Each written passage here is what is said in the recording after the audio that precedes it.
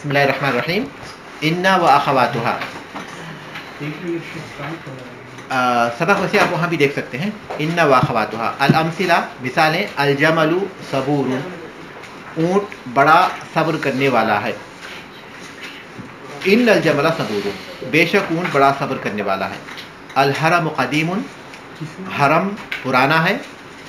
ان الحرم قدیم، بے شک حرم پرانا. حرم احرام مصر مشہور ہے نا، وہ احرام مصری ہے.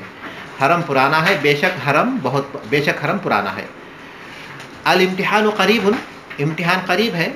علمت ان الامتحان قریب، مجھے معلوم ہوا یا میں نے جانا کہ امتحان قریب ہے، کہ بے شک امتحان قریب ہے. مثال کو سمجھنے کے لیے ایسے ہی کیجیے، بہتر ہے. الزہرۃ ناظرۃ، پھول تر و تازہ ہے. وجوہ یومئذ ناظرہ، اسی سے پھول تر و تازہ ہے. یسرنی ان الزہرۃ ناظرۃ، مجھے خوشی ہے کہ پھول تر و تازہ ہیں. مجھے خوشی ہے کہ پھول تر و تازہ ہیں. انا کا ترجمہ، انا اگرچہ کہ آتا ہے انا کی طرح تاکید کے لیے، لیکن اردو زبان میں ہم اس کا کے کا کرتے ہیں، لیکن مانن اس میں تاکید کے معنی شامل ہیں. الکتاب استاد، کتاب استاد ہے. کان الکتاب استاد، گویا کہ کتاب استاد ہے. گویا کہ کتاب استاد ہے. القمر مصباح، چاند چراغ ہے.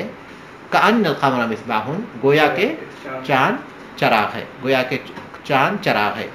الاساس قدیم، سامان پرانا ہے. البیت جدید لیکن الاساس قدیم، گھر نیا ہے لیکن سامان پرانا ہے. الخسائر قلیلۃ، نقصانات تھوڑے ہیں. شبت النار، آگ بھڑک اٹھی. لیکن الخسائر قلیلۃ، لیکن نقصانات کم ہیں. الفاکہۃ ناضجۃ، پھل پکا ہوا ہے. لیت الفاکہۃ ناضجۃ، کاش پھل پکا ہوا ہوتا. القمر طالع، چاند طلوع ہوا ہے. لیت القمر طالع، کاش چاند طلوع ہوتا. الکتاب رخیص، کتاب سستی ہے. لعل الکتاب رخیص، شاید کہ کتاب سستی ہے. المریض نائم، مریض سویا ہوا ہے. لعل المریض نائم، شاید مریض سویا ہوا ہے. ٹھیک ہے، یہ مثالیں ہم لوگ پڑھ چکے ہیں، اس کے ترجمہ بھی ہو چکا. اب آپ دیکھیے ان مثالوں کو اس کے اعراب کو سمجھنے کے لیے اور اس کے معنی کو سمجھنے کے لیے. الجمل صبور، الحرم قدیم، یہ پہلی قسم کی جتنی بھی مثالیں ہیں، الجمل صبور سے لے کر آخری جو مثال ہے المریض نائم تک، ان تمام مثالوں میں مبتدا اور خبر ہے، اس وجہ سے دونوں مرفوع ہیں. ٹھیک ہے. اب دوسری قسم میں دیکھیے، ان تمام مثالوں میں انا داخل ہوا ہے یا انا داخل ہوا ہے، کانا داخل ہوا ہے یا لاکنہ داخل ہوا ہے، لیتا یا پھر لعل داخل ہوا ہے اس میں وہی الجمل صبور جیسے ادھر تھا، ادھر بھی الجمل اور صبور ہے، لیکن وہاں دونوں مرفوع تھے مبتدا ہونے کی وجہ سے. لیکن انا کے داخل ہونے کے بعد ان کا اعراب بدل گیا. انا کا جو اعراب ہے وہ کانا و اخواتها کے برعکس ہے. کانا و اخواتها کے برعکس ہے. انا و اخواتها کا اعراب کانا و اخواتها کے اعراب کے برعکس ہے. کانا و اخواتها وہ اپنے اسم کو رفع دیتے تھے اور خبر کو نصب دیتے تھے، اور انا کیا کرتا ہے، اپنے اسم کو نصب دیتا ہے، خبر کو رفع دیتا ہے. تو اب یہاں یہ بات ہمیں معلوم ہوئی کہ مبتدا خبر پر جب انا داخل ہوتے ہیں تو اس وقت مبتدا منصوب ہو جاتا ہے. انا مبتدا کو منصوب کر دیتا ہے اور وہ اس کا اسم کہلاتا ہے، انا کا اسم کہلاتا ہے، اور وہ خبر کو رفع کر دیتا ہے اور وہ اس کی خبر کہلاتا ہے. تو ان الجمل صبور میں جملہ یہ اسم ہے انا کا، اس لیے منصوب ہے، اور صبور یہ خبر ہے انا کی، اس لیے مرفوع ہے.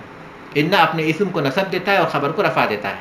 تو ہمیں یہ بات معلوم ہوئی کہ انا اور اسی طرح ان الامتحان قریب. دیکھیے انا داخل ہوا تو جو الامتحان قریب مبتدا خبر ہونے کی وجہ سے وہ دونوں مرفوع تھے. یہاں انا داخل ہونے کی وجہ سے اس کا امتحان جو ہے یہ منصوب ہو گیا. یہاں پہ انا درمیان میں ہے اور انا ہاں وہ جو ہے شروع میں آیا. تو جو بات معلوم ہوتی ہے وہ یہ کہ انا ہو یا انا ہو یا کانا ہو، کان الکتاب استاذ، یا پھر لیکن الاساس قدیم، لیکن نہ ہو، یا پھر لیت الفاکہۃ ناضجۃ یا لعل الکتاب رخیص. یہ تمام جو ہے جب مبتدا خبر میں داخل ہوتے ہیں تو وہ اپنے مبتدا کو نصب دے دیتے ہیں اور وہ ان کے اسم کہلاتے ہیں اور خبر کو رفع دیتے ہیں. یہ ان کا لفظی عمل ہے. یہ ان کا لفظی عمل ہے جو اعراب پر ہوتا ہے، ٹھیک ہے. معنوی طور پر کیا ہوتا ہے؟ تو انا جو ہے مبتدا کی تاکید کے معنی پیدا کرتا ہے کہ الجمل صبور، یہ سادہ جملہ تھا کہ جمل بڑا صبر کرنے والا ہے، اونٹ بڑا صبر کرنے والا ہے، لیکن انا داخل ہوا تو ہم اپنے بات کی تاکید کرتے ہیں، تو وہ بھی ہاں بے شک کا ترجمہ کرتے ہیں. تو یہ تاکید کے لیے آتا ہے. مبتدا جو ہے وہ خبر کے لیے، خبر کی جو بات ہے وہ تاکید کے ساتھ موجود ہے، وہ بتانے کے لیے آتا ہے انا بھی اور انا بھی. بس فرق اتنا ہے کہ انا جملے کے شروع میں آتا ہے، انا جملے کے درمیان میں آتا ہے. اور انا کا ترجمہ ہم بے شک، بلا شبہ یا یقیناً کا کرتے ہیں، اور انا کا ترجمہ ہم کے کا کر دیتے ہیں، اور پھر معنی میں وہ تاکید کے معنی میں ہوتا ہے. اور معنوں کے اعتبار سے جو کانا ہے وہ مبتدا کی خبر سے تشبیہ کے معنی میں آتا ہے. جیسے گویا کہ کتاب استاد ہے، تو کتاب کو ہم کس سے تشبیہ دے رہے ہیں؟ استاد کی. گویا مبتدا کو ہم تشبیہ دے رہے ہیں خبر سے.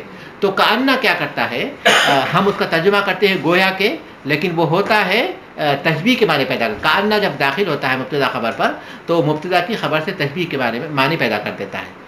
اسی طرح لاکن البیت جدید لیکن الاساس قدیم، گھر نیا ہے لیکن سامان پرانا ہے. تو گھر نیا ہے تو ذہن میں یہ بات آ سکتی ہے کہ شاید سب کچھ نیا ہوگا گھر میں، تو جبکہ اس کا مقصود وہ نہیں ہے.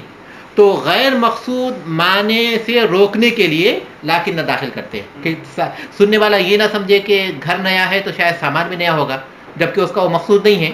تو وہ غیر مقصود معنی سے روکنے کے لیے کاننا لاکنہ استعمال کرتے ہیں، جو استدراک کے لیے ہے. جو چیز پہلے جملے میں نہیں تھی وہ چیز بیان کی جاتی ہے کس کے ذریعے؟ لاکنہ کے ذریعے. لیتا جو ہے یہ تمنی کے لیے ہے، اور تمنی یہ ان چیزوں کے لیے استعمال ہوتا ہے عام طور پر جو ممکن نہیں ہوتے. کبھی کبھی ممکن الوقوع کے لیے استعمال ہوتا ہے اکثر، جیسے کہ قرآن مجید میں ہے یا لیتنی کنت ترابا، یا قیل یا لیت قومی یعلمون، وہ جس کا وفات پا گیا تھا اس نے کہا کہ کاش کہ میری قوم کو معلوم ہوتا. تو کئی مقامات ایسے ہیں جس میں ایسی جگہ پر لیتا استعمال ہوا ہے جو ممکن نہیں، جن کا وقوع ممکن نہیں، لیکن ہاں جس میں حسرت ہوتی ہے، کاش، ہاں کاش کے معنی میں. تو یہ تمنی کے لیے آتا ہے، کسی چیز کی تمنا کرنے کے لیے، لیکن عام طور پر وہ غیر ممکن الوقوع کے لیے ہوتا ہے، جو ممکن نہیں ہوتے. لعل کیا کرتا ہے؟ لعل معنوں کے اعتبار سے شاید کے معنی میں ترجی، جس کی ہم امید کرتے ہیں، اور یہ عام طور پر ممکن الوقوع کے لیے استعمال ہوتا ہے، جس کا وقوع ہونا ممکن ہے. تو لعل الکتاب رخیص، تو معنوں کے اعتبار سے ہم شاید کے کرتے ہیں، لیکن وہ عملاً جو ہے ایسی چیزوں کے لیے استعمال ہوتا ہے جن کا واقع ہونا ممکن ہے، جن کا واقع ہونا ممکن ہے.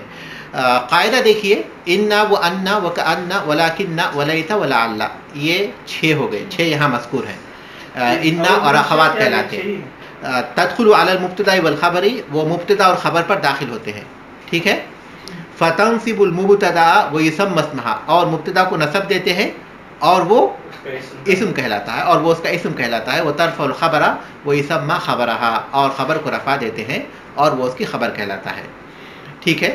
تمارین آپ لوگ کر لیجئے، 1 2 3 4 تمارین کر لیجئے. ہاں 4 تمارین کر لیجئے انشاءاللہ. اگر کوئی چیز آپ کو سمجھ میں نہیں آئی تو گروپ میں پوچھیے، میں بتا دیتا ہوں.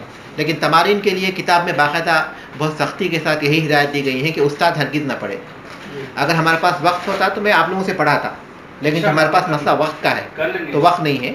تو آپ لوگ تمارین کیجئے، جو چیز سمجھ میں نہیں آئی وہ گروپ میں پوچھ لیجئے، انشاءاللہ سب کو ہو سکتا ہے سب کا ڈاؤٹ جو اس میں کلیئر ہو جائے. سبحانک اللہم و بحمدک.